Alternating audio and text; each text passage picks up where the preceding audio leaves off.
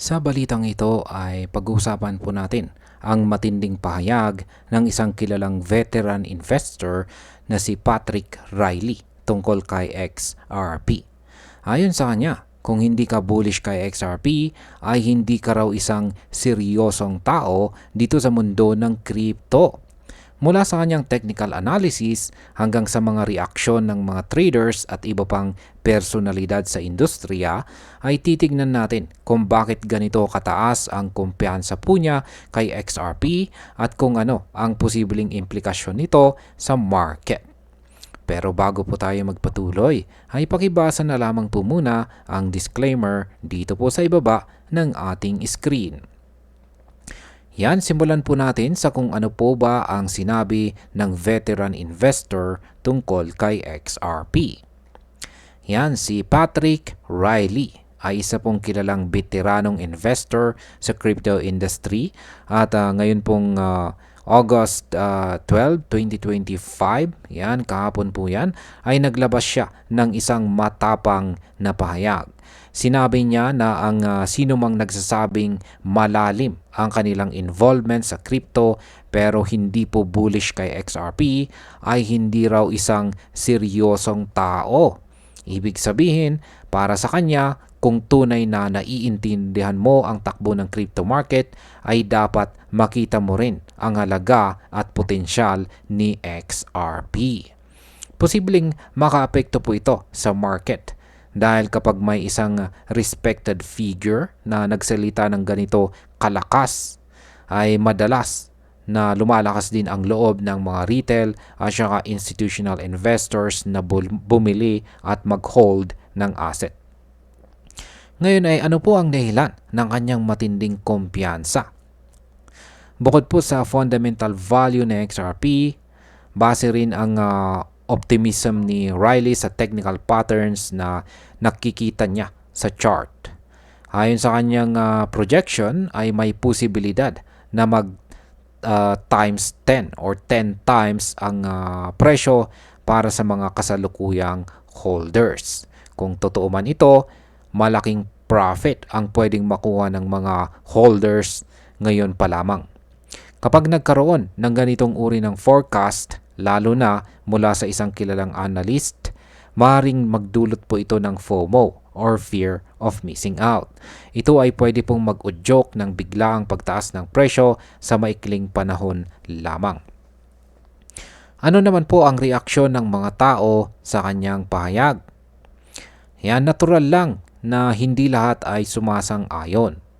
Halimbawa, isang user po na kilala bilang Link Warlord ang nagsabi na ang Chainlink ay lahat ng bagay na gustong maging ni XRP ay tinawag din niyang unserious ang mga taong hindi nakikita ang halaga ni Chainlink. Isa namang user na si Gibson Girl ang nagreklamo na halos 10 taon or 10 years na ang kanyang investment kay XRP. Pero hindi nito natupad ang kanyang inaasahan kaya tuluyan na siyang sumuko. Bagamat may mga negatibong reaction, ang ganitong clash ng opinion ay kadalasang nagpapataas po ng market activity dahil dumadami ang discussions at saka debate sa social media na maaari pong mag-trigger ng volatility. Ano naman po ang kasalukuyang galaw ng presyo ni XRP? Sa presyo po nitong nasa $3.15 ay tumaas po si XRP ng 42% sa loob ng 8 linggo at 460% sa loob ng isang taon. Kahit ganito po ang performance, mayroon pa ring mga kritiko na nagsasabing hindi magtatagal ang pag-akyat nito at imposible raw na lumagpas ito sa $10 na presyo. Para naman sa mga supporters, naniniwala po silang ang mga nagdududa ay magsisisi balang araw. Ang ganitong mataas na percentage gains ay malinaw na nakakapukaw ng atensyon ng mga traders. Pero ang presensya ng maraming short positions ay pwede pong magresulta sa sudden price surges kung magkakaroon po ng short squeeze. Yan, ano naman ang ibig sabihin ng don't fade XRP dito?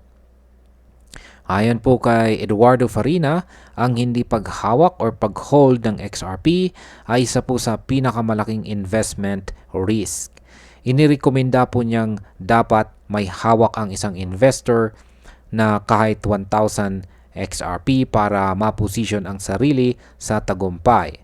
Dagdag pa rito, sinabi po ng crypto founder na si Versan Algera na si XRP ay hindi lamang simpleng digital asset kundi susi sa isang bagong global financial system. Kung maraming investors ang susunod sa ganitong payo, maaari pong magkaroon ng consistent buying pressure sa market na siyang magpapatatag sa presyo ng XRP sa mid to long term.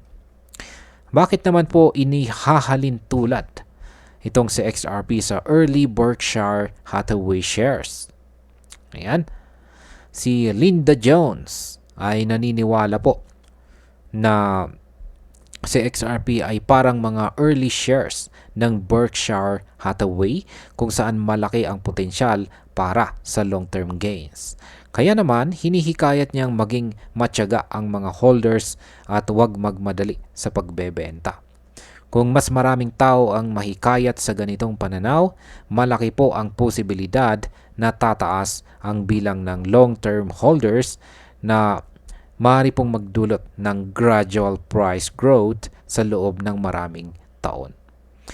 At yan sa kabuuan or sa aking sariling pananaw ay malinaw na ang matinding pahayag ni Patrick Reilly ay hindi lamang simpleng opinion.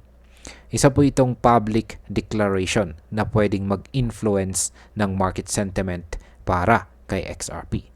Ang pagkakaiba po ng pananaw ng supporters at critics ay natural lamang, pero kung pagbabasihan ang technical at saka fundamental factors na nabanggit, malinaw po na malakas ang narrative na sumusuporta sa posibleng patuloy na pag-angat ni XRP. Gayunpaman, hindi ibig sabihin nito na guaranteed ang resulta. Ang market po ay mabilis magbago, kaya mahalaga pa rin mag-research at magplano po tayo bago tayo gumawa ng anumang investment move. At ayan, hanggang dito na lamang po tayo sa video na ito mga ka-crypto. Marami pong salamat sa panonood. Ingat po tayo lagi at God bless po sa ating lahat.